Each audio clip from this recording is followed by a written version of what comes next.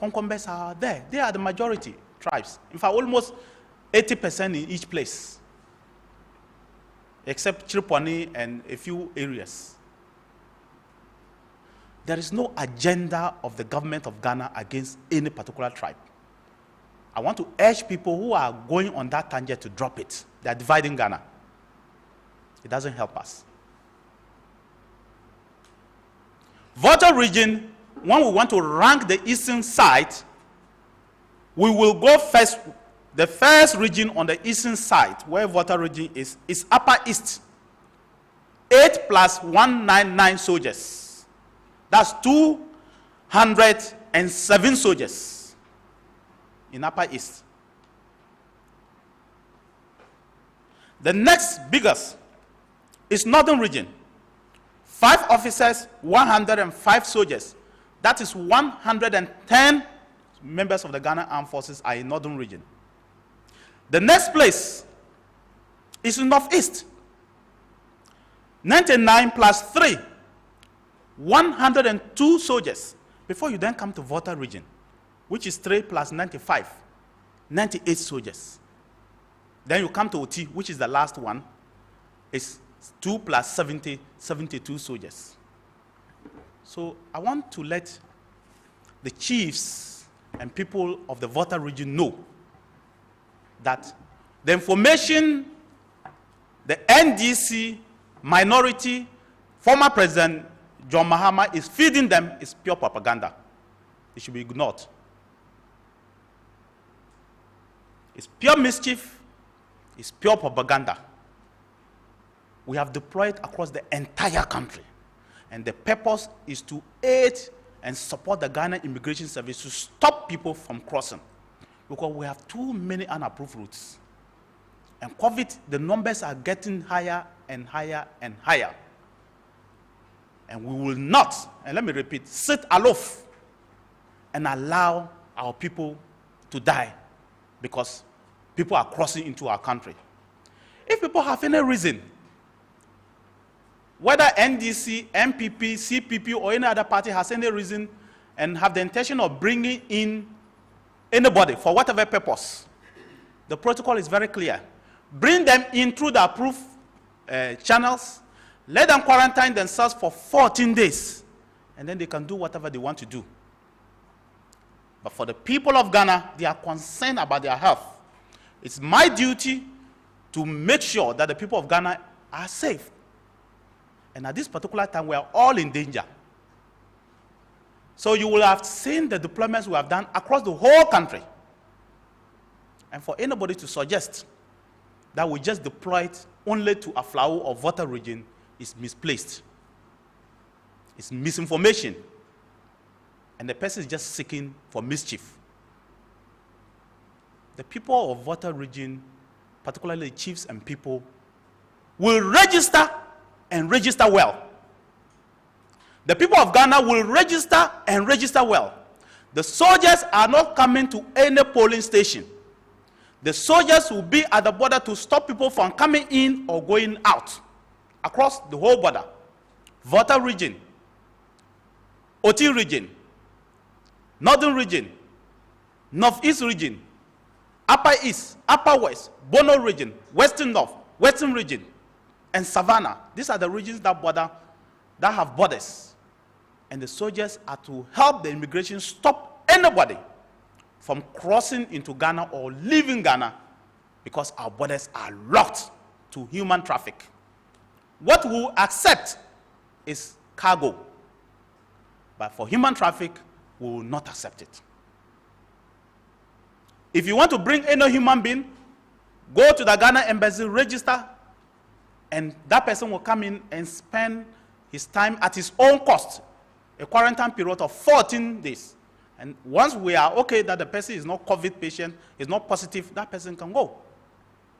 But to think that a responsible government, when the numbers are going up, will sit and fold our hands and allow people just to come in because a particular party wants people to come in, that one will not happen.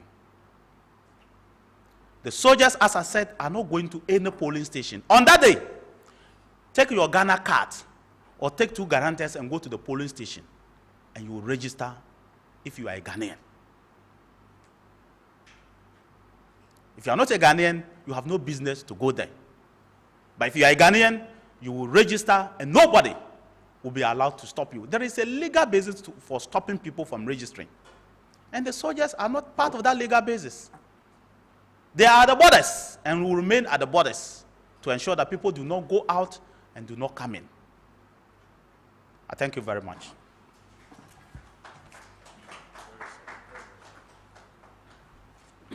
Honourable Minister, thank you for that detailed explanation.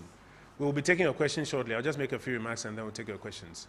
And as the Honourable Minister was going through the details, I was getting texts from some of your own colleagues that are we not giving out too much information? But it is important that this detail is put out because it is in the absence of this very clear detail that some persons succeed in leading all of us to believe that a huge military deployment has been done at Aflao with the objective of stopping people from registering or something associated with that one. It is important for the Honourable Minister to go through the list from Upper East, North East, North, Oti, Volta, Upper West, Savannah, Bono, Western, and even give you the numbers. Your colleagues are out there on the ground, they can check. Earlier at today's press briefing by our colleagues in the NDC, Samuel Kujetwa Blackwell of the NDC says the deployments that have been going on did not include the military. You are finding out that that is palpably false. The Honourable Minister is giving you way back when the deployment started, how many men, how many officers from the beginning. So it is not true. Again, he makes the claim that there was no deployment on the western frontiers. That again, as you are realizing, is not true. But those stories are told just so that they can succeed in convincing some group of persons that it is something, and I want to use the words the former president, Mr. Mahama, used. It is something with an ethno-tribal agenda and something against Ewes. As you are beginning to realize, there's no truth in that. Colleagues, as we head for the registration and electioneering period of 2020, the Akufo-Addo administration, for the avoidance of doubt, is not interested in ethnic bigotry or ethnocentric politics. We will continue to urge all political actors to focus on campaigns and conversations that outline how they intend to improve the economy, create jobs, ensure more and more people get incomes and a better quality of life. We strongly, strongly discourage any political group that thinks that it is good to seek to energize its base by whipping up a sense of an attack on any specific ethnic group. We strongly discourage any political group from doing so. And as the Honourable Minister mentioned, if it comes to matters of registration and election, the laws are clear, and we all even encourage every Ghanaian to go out there with your Ghana card or your passport or your 2 guarantors and go and register. The Honourable Minister will take your questions now. May I ask for the microphone to be set up? And if you have questions, I'll take the first 4. If you have questions, you step up, you ask your questions, and then he will do well to answer them.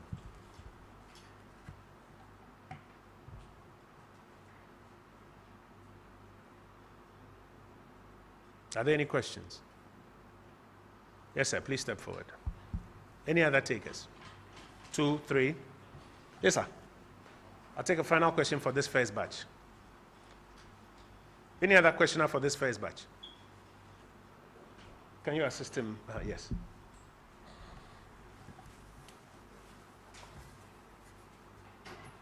Okay, thank you. My name is Atamesa from Ghana News Agency. I want to find out how long will this truce be at the borders? Then 2, what about the sea?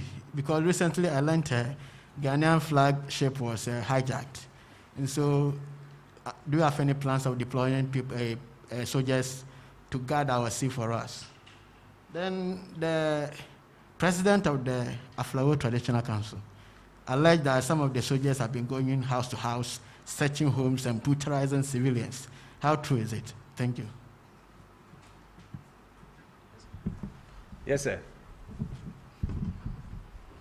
Jenny, you have reporters in Aflao, correct? You have reporters in Aflao, right? Yeah. So I'm sure they can also do some validation for us. Yes, sir. Go ahead. Okay. Thank you very much. My name is Anas Seidu. I report for CTFM and CTTV. My first question has to do with an ad that was put out by the Ghana Armed Forces themselves, advertising exercise Eagle Claws. Eagle Claws? Yes, which was supposed to happen in the Upper West and Upper East region. It happened for like a week or two. Yeah. No mention of it was done. There was no mention of it. Is that an exercise or a deployment? It was an exercise that led to deployment to the Upper West and the Upper East regions. Okay. Military men were there. Okay. Secondly, you talked about the chiefs from the Volta region, their statement, the one from the former President Mahama, but you didn't talk about the concerns that were raised by former President Jerry John Rawlings. He raised some issues in his statement. What will be the minister's reaction? Any specific issue you want us to respond to? Almost all the issues that he raised in his statement. For example, so that we are quite clear on which one. I believe you've read the statement. He has raised issues that are in the statement. If the minister would like to pick and choose some, that's fine, but I would like him to react to the statement into totality. Very well. Finally, some of the towns mentioned, let me be specific. For instance, Wa. I don't know of any border, that's any Ghana, Burkina Faso, any other border town that's in Wa itself that we have deployment there. Thank you. As in Wa specifically? Wa specifically. Okay. So, Minister, we'll bring you Wa as well. Thanks. Yes, sir. Yes, my name is John Awuni. I represent Kesben. I just want some clarity. Before this operation were carried out, did they sensitize the traditional rulers in that area, i.e., this is what we are going to do at least to combat the COVID? And again, my question was partially asked though, but I just want to reiterate that post-COVID, are these soldiers going to be there, or after COVID they will get back to the So it fits into the first question of how long will this COVID-related deployment last? Exactly. Thank you. Was there another? I thought we had 4. Honorable Minister, how long will they be there? How about the sea? There are reports that some of them are searching homes. Is that part of their mandate? Has it been validated in any way? Anas is asking about Eagle Claws in Upper West and Upper East, right? Which you haven't made mention of. He's asking whether there's any part of former President Rawlings' statement you want to respond to. And then he wants some explanation on the WA specific, because WA is not a border town. So why WA specific? Then John is asking whether or not there was sensitization of traditional rulers. Thank you very much. First of all, Enhance Come Life, we've given the resources for 3 months. They asked for first 3 months, we have done that. In fact, we are preparing for the second 3 months to give them, because we want to ensure that we stop crime. So the Enhanced Come Life across the whole country is 3 months. We have given them resources as part of it. The borders, I told you the primary reason is to ensure that people don't come in or don't go out. As we say today, the president has closed the borders until 31st of July. If the president opens the borders, or the government opens the borders, why would the soldiers be there? We are preventing people from coming into our country so that Ghanaians are safe from this deadly COVID disease. Because the unapproved rules are so many that Ghana Immigration Service alone is unable to do it, as we keep resourcing them and getting more men into their service. So we asked the police, the military, the GRA, and the BNI to assist them. And so they are there. Once the borders are extended, their stay will be extended. For Marine, if you watch the Marine news well, we have deployed more boats than we have. And in collaboration with the Marine Police, we have deployed a lot of boats to the eastern and the western frontiers of our country. The eastern is Aflao area and the western is Elubu area. That is the reason why the president cut short for the construction of a forward operating base, which is over $1 billion Ghana cedi at Inzulizu as part of it. So we have tightened the news around the marine environment as well. So it is not just the land borders, the marine borders too, we have done same. As for the searching of home, that is not the mandate of the soldiers. So I will investigate that report that they have said. They are chiefs. So I'm not able to say that it is not true or it's a lie. No. They are chiefs. So I will investigate. That's not their mandate. And I'll be very, very surprised that any soldier will do such a thing. It's not their mandate. Unless somebody has committed a crime and ran to a home and the soldiers have been tasked to go and get that thief or that criminal. Otherwise, it's not their duty, and they will not do that. But I will investigate it. And yes, we recently did an exercise called Exercise Eagle's Claws in the north. That's why I'm surprised that people are not talking about that one, where we deployed massive soldiers across the entire north. More soldiers than we currently see. Helicopters were flying over and they were doing all these exercises because of terrorist activities. The intelligence we got. They did it over 3 weeks. Last week, they did it over a 3-4 days period, and they have pulled back.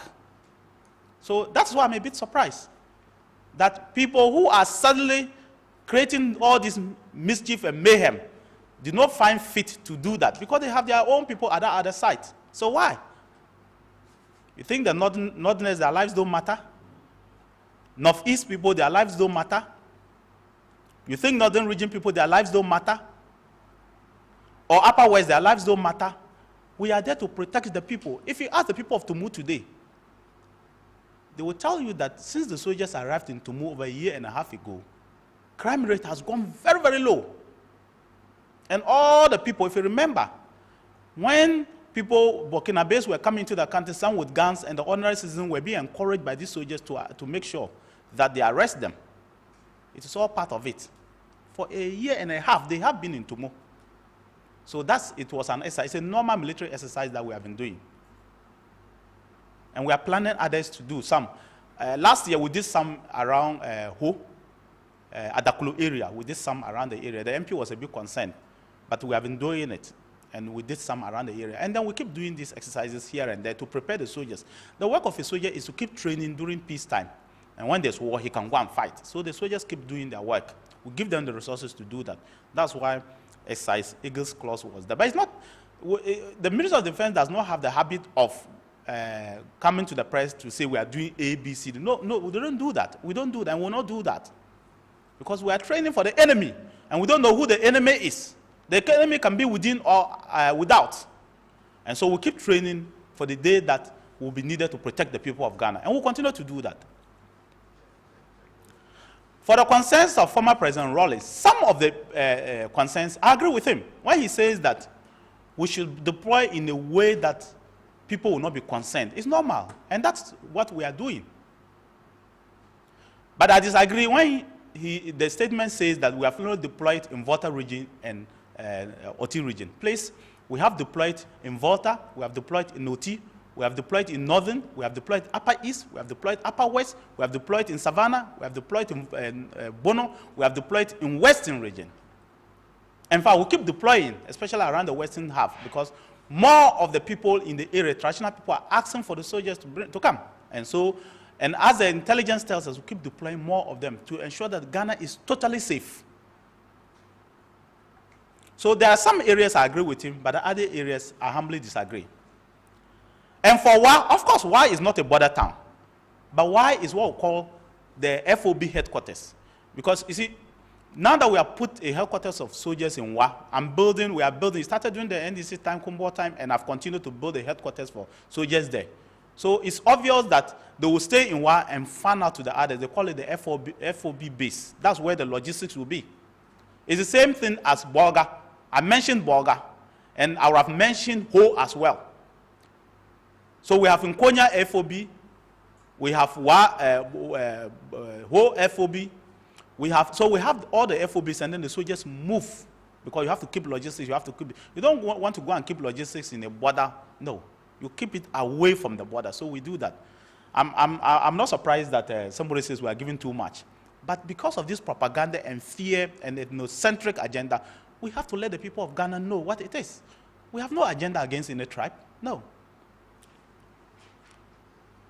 The soldiers normally will interact with the traditional authorities. They have always done that, and they have done that. But the soldiers have no business to go and call political parties and tell them that we are deploying, because we don't know who the enemy is. In fact, the enemy can be sitting right down within us. So they deploy to save you and myself. The armed forces of Ghana are not there to fight citizens. No. The armed forces are there to make sure citizens are safe. But the propaganda was that, oh, they deployed only in Volta region. You have all seen that it is not true. And in fact, the Volta region numbers are the lowest. In fact, Aflao is one of the lowest. We have always had soldiers. There's something I want to clear. We have always had soldiers in Aflao. Sometimes 10, sometimes 15, sometimes 20, depending on the threats. We have always, since Rawlings, Kwame Nkrumah, up to Rawlings to Kufuor, we have always had soldiers in Aflao. The quality operation sit down and look. Aflao and Elubu and Paga, we have always had soldiers there. So I am surprised that people are saying we've sent thousands of soldiers. It's not true.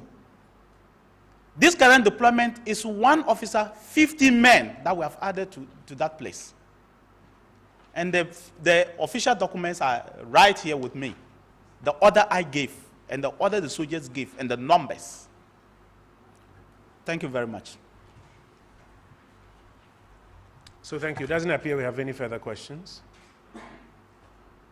Do we? Star. This will be our final batch. Star FM or EIB network. Any others? Minister, I take note of the fact that, for example, the deployment in the Upper East region will have the highest numbers. Yes. 8 officers, 199 men. Followed by Northern region, 105 men. Northeast region, 3 officers and 99 men. Before you even come to Volta, 95 men, 3 officers. And in Aflao specific, 15 men and 1 officer. So colleagues, I'm sure you can put all of this in context for us. Are there any other takers?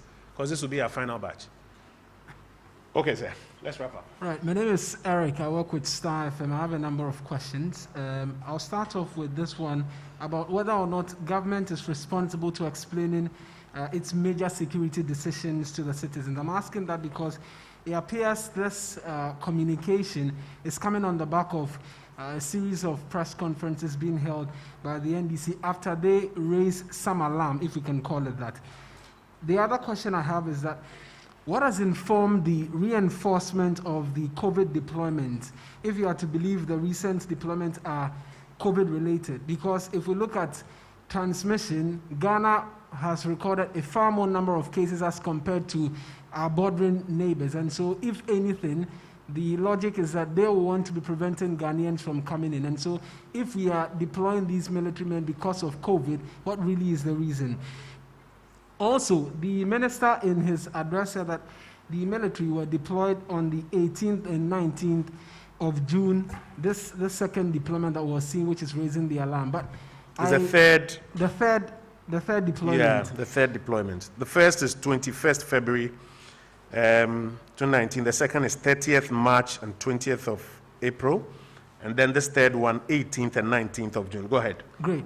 So this morning I contacted a colleague in the Western region, and he makes me understand that the augmentations of these third deployments arrived just this morning at Elubu. And so are there reporting times for these military men when we were having reportage of military men reporting in the Volta region as far back as last week, and in part of Elubu we were just reporting the soldiers reporting at this morning. Then concerns raised by Adansia Sokwa MP. Last week, he categorically mentioned that the deployment in the Volta region was to stop people from coming in. No, he said, I guess. You should play the full tape, not the edited version.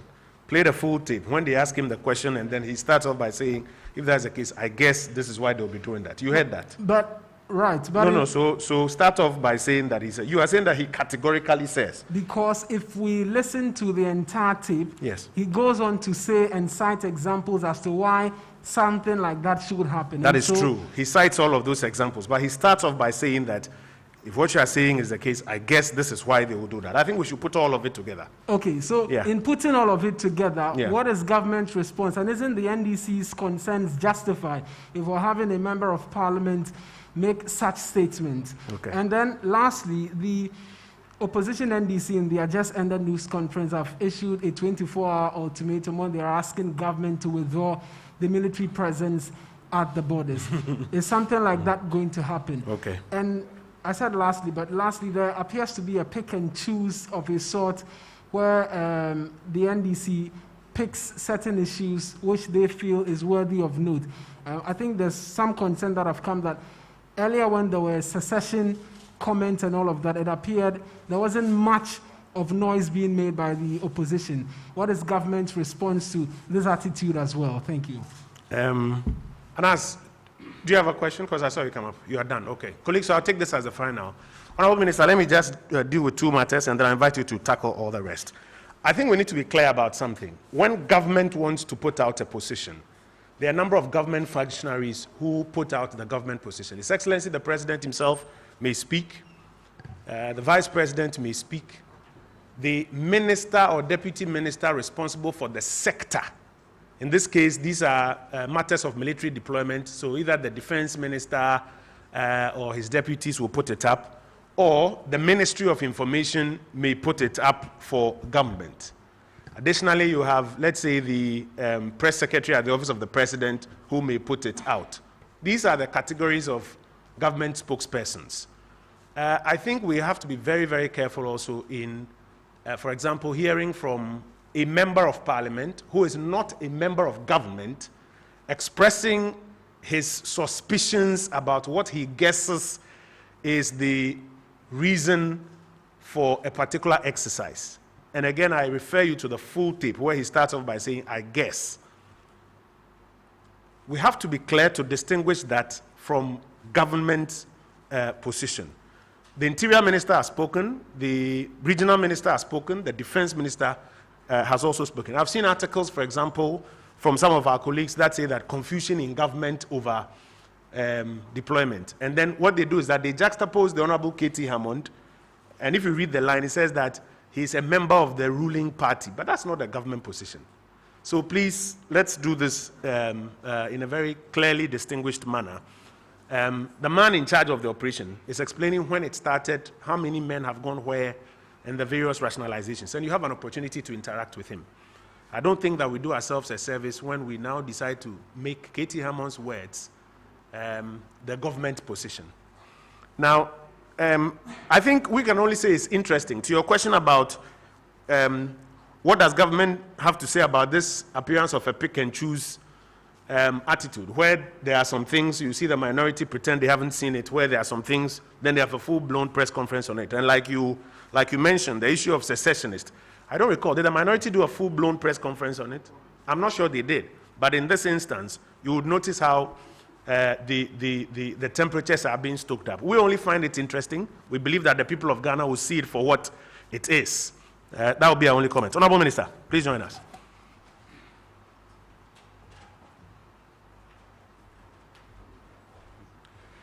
Thank you very much. Thank you. Kojo, thank you very much. It is true that in terms of absolute numbers, sorry, my mask is on my chin. I want the people of Ghana to hear me clearly. It is true that in terms of absolute numbers, Togo may have recorded fewer cases than Ghana. But what is also true is that Ghana has tested over 280-something cases in terms of tests with the numbers that we have. And Togo has done less than 50,000 tests. It is also true that people who have crossed into Ghana, anytime we arrest them, the rate of infection as against the numbers is about 30%. Sometimes 15%, sometimes up to as high as 30%. But it's never less than 15%. In fact, even the returnees from Kuwait, when we did, it was about 15%. The least we have always had with travelers or people who have come into the country is 10%. But Ghana, the infection rate is 3.5%, sometimes lower than 3.5.